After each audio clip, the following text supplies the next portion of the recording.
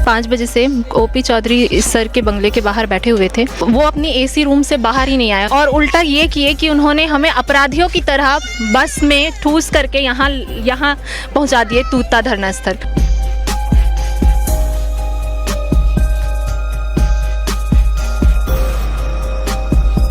जो राजनीतिक पार्टियां हैं या फिर जो समाज के लोग आकर के हमें समर्थन कर रहे हैं, हम उनका धन्यवाद करना चाहेंगे। और साथ में मैं यही बोलना चाहूँगी कि सरकार का कोई प्रतिनिधि आए और हमसे बात करे।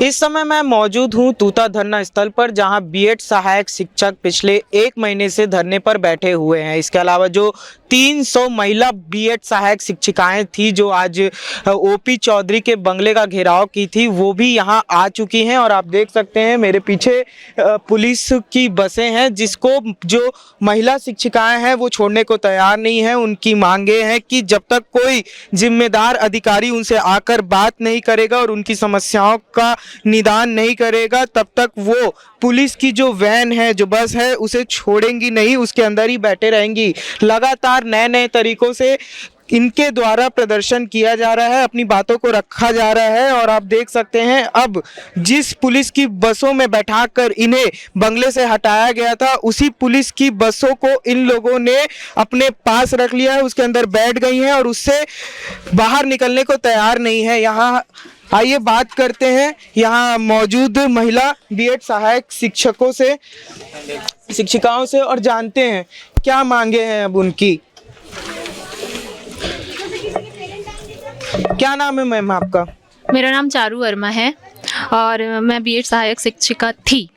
हम लोग आज 5 बजे से ओपी चौधरी सर के बंगले के बाहर बैठे हुए थे, लेकिन वो अपनी एसी रूम से बाहर ही नहीं आया और उल्टा ये किए कि उन्होंने हमें अपराधियों की तरह बस में ठूस करके यहाँ पहुँचा दिए तूता धरना स्थल। तूता धरना स्थल में ही तो हम 1 महीने से बैठे हुए हैं ना।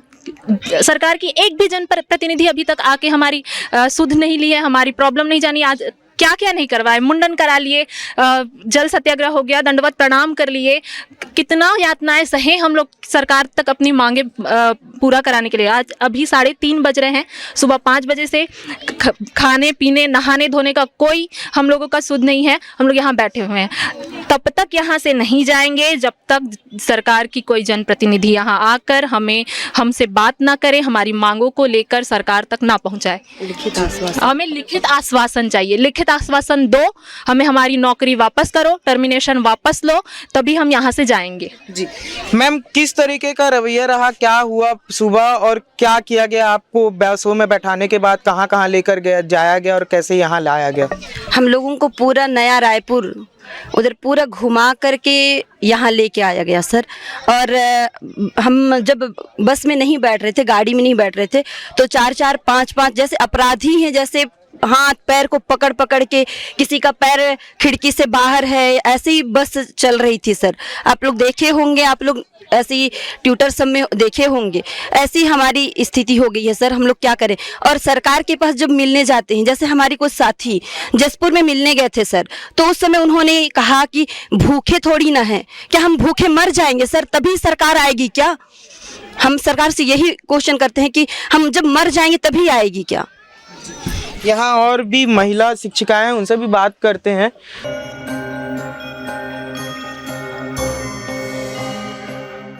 सर, अन्य जो राजनीतिक पार्टियां हैं या फिर जो समाज के लोग आकर के हमें समर्थन कर रहे हैं, हम उनका धन्यवाद करना चाहेंगे। और साथ में मैं यही बोलना चाहूँगी कि सरकार का कोई प्रतिनिधि आए और हमसे बात करे। जी, सुबह मैम आप भी गई थी? जी। क्या था उस समय, किस तरीके से आप लोगों के ऊपर कार्रवाई की गई, पुलिस बल के द्वारा क्या रवैया रहा? सर, जैसे कि मैडम ने भी बताया आपको कि हम बहुत देर तक के बैठे रहे। हम लोग सुबह 5 बजे से 6 बजे से जाकर के बैठे हुए थे, तो वहाँ पे जो ओपी चौधरी सर थे वो बाहर तो आया नहीं, साथ में उन्होंने पुलिस बुला लिया और हमको सभी को ज़बरदस्ती उठा करके वहाँ पर बस में डाला गया है। एक महिला शिक्षिका को 4-4, 5 पुलिस लोगों ने ज़बरदस्ती उठा करके डाला है बस में।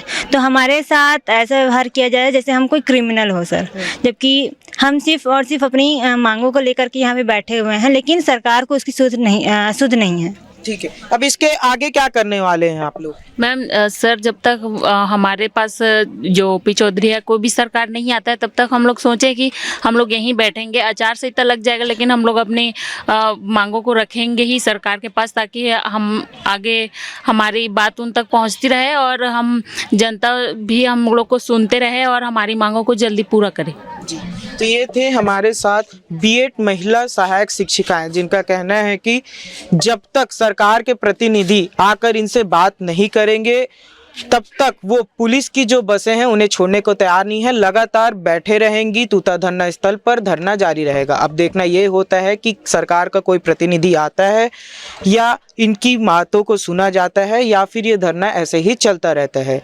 ऐसी ही खबरों के लिए बने रहिए हमारे साथ। कैमरामैन नवेज अहमद के साथ मैं राघवेंद्र पांडे, एशियन न्यूज रायपुर। इस दौरान तूता धरना स्थल पर सहायक शिक्षकों के परिजन भी मौजूद रहे, जिनका कहना है जल्द से जल्द सहायक शिक्षकों को समायोजन किया जाना चाहिए। उन्होंने कहा कि सहायक शिक्षकों ने फ्री में नौकरी नहीं पाई थी। 8-8 घंटे पढ़ाई करने के बाद उन्हें चयनित किया गया था। जल्द से जल्द उनका समायोजन होना चाहिए। नहीं, उसको जल्दी करना चाहिए। उसके लिए हम मांग रहे हैं, नौकरी देना ही हमको। सर जो भी यहाँ चयन होके आए हैं बीएड धारी, वो जो है जैसे शासन का निर्देशन है, नोटिफिकेशन जो दिया गया है उसी के आधार पर आया है। इनका कहीं कुछ भी दोष नहीं है, दोष है तो सरकार का। ये तो सही ढंग से आए हैं और आज 1 साल 1.5 साल नौकरी करने के बाद इस प्रकार से निकाला जा रहा है। आज जीविका का प्रश्न उठ गया है, सड़क पर आ गए हैं। ये बड़े दुर्भाग्यजनक स्थिति है। सर मंत्रियों से मिलते हैं तो वो अब जवाब नहीं देते हैं। कह दिया है कि सचिव का गठन कर लिया, मैंने समिति का गठन कर लिया गया है। समिति गठन की है, उनकी भी रूपरेखा नहीं मालूम है। कम से कम समिति गठन किया गया है तो जो शिक्षा कर्मी है उसमें से 1-2 प्रतिनिधि रखना चाहिए। आज ओपी चौधरी के पास भी गए थे तो कम से कम मुलाकात नहीं की है तो अपना प्रतिनिधि भेज करके इनकी राय जाननी चाहिए, अपना मनसा जाहिर करना चाहिए। और जो बात यहाँ पर शिक्षा कर्मियों ने जो है शांतिपूर्ण ढंग से करना है, सौहार्दपूर्ण से अपना आंदोलन कर रहे हैं, इसमें उनको पहल करना चाहिए और इनकी बात सुन करके आगे मंत्रालय में या कैबिनेट स्तर में रखनी चाहिए। ये मेरा निवेदन है। कहीं ना कहीं निश्चित रूप से इनका कोई दोष नहीं है, 1% भी दोष नहीं है। और जैसा सरकार का मान दे उसी के अनुसार इनका चयन हुआ है। मेरिट स्तर के बच्चे हैं, अतः निश्चित रूप से इनका समायोजन करे या उचित समाधान करे, ये मेरा निवेदन है। क्योंकि आज जो है हमारे मुख्यमंत्री भी आदिवासी क्षेत्र से आते हैं, अधिकांश बच्चे आदिवासी क्षेत्र से हैं। जिन सुदूर क्षेत्रों में आज जो है कोई सर्विस करना नहीं चाहता, ये अपना पूरा त्याग करके वहाँ पर चाहे कोंडागांव है, बस्तर हो, सूरजपुर हो, बलरामपुर हो, यहाँ सेवा दे रहे हैं। ये इनका मानता है। इस बात को स्वीकार करके सरकार को निश्चित रूप से इनका समायोजन करना चाहिए। यही मैं चाहूँगा कि शायद सरकार इनकी न्यायोचित मांग को पर विचार करे और जल्दी से जल्दी समायोजन करे। जो समिति गठन करना है उसका रिपोर्ट भी अतिशीघ्र आए, ये मेरा निवेदन है। मैं ये कहना चाहती हूँ कि जब 35 दिन से बच्चे बैठे हैं तो सरकार का आंख नहीं दिख रही है क्या उनके बच्चे नहीं हैं? ये बच्चे जो 35 दिन से आज तूता धरना में बैठे हैं, अपने परिवार को छोड़कर उनको नौकरी से निकाल दिया जा रहा है। क्या सुप्रीम कोर्ट ये जवाब दे रही? मानती हूँ मैं, पर समायोजन करने के लिए तो सरकार बैठी है ना। सुप्रीम कोर्ट का कहना मान रही है, मैं भी मानती हूँ, चलो ठीक है, पर ये बच्चे लोग जो बीएड धारी हैं उनको भी तो समायोजन करे। उन है ना, नौकरी के बदले नौकरी दे दे, हमें और कुछ नहीं चाहिए। हमारे बच्चे क्या इन लोग सरकार ऐसी में नौकरी नहीं दी है। हमारे बच्चे 8 घंटा से 10 घंटा तक पढ़े हुए हैं, तब जाके मुकाम में पहुँचे हैं।